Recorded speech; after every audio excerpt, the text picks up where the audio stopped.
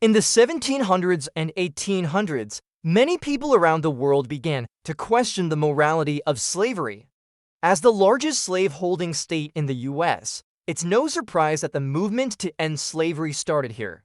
Before we get into it, a quick content warning. This video discusses slavery, which is a brutal and inhumane practice that has caused immeasurable suffering. We at the MHS hope to help you understand the history of slavery so that we can all work toward a better future. So let's talk about early anti-slavery movements.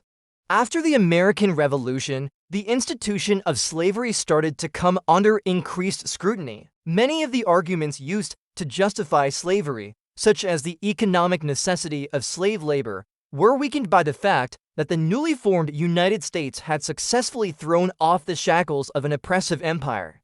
If Americans could be free, why not slaves?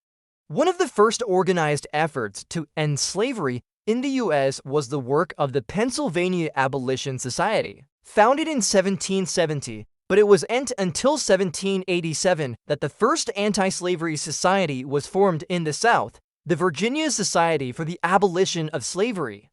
However, these early efforts to end slavery were mostly limited to the actions of a few. It wasn't until the 1830s that abolitionism began to grow. And we have one man to thank for that, Frederick Douglass. After escaping from slavery in 1838, Douglass became a national and then international celebrity.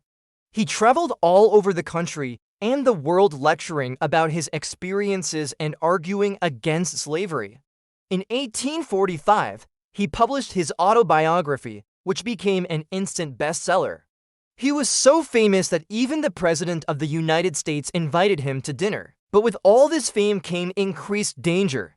Because of the threat of violence from pro-slavery Southerners, Douglass spent much of his time on the road with a bodyguard.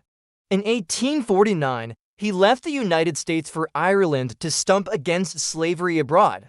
While Douglass was traveling, a new anti-slavery paper was launched in Boston, The Liberator. It was edited by William Lloyd Garrison, one of the most radical abolitionists in the country.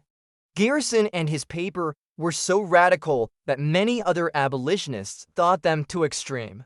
But their influence cannot be denied. The Liberator became the most widely circulated abolitionist newspaper in the country.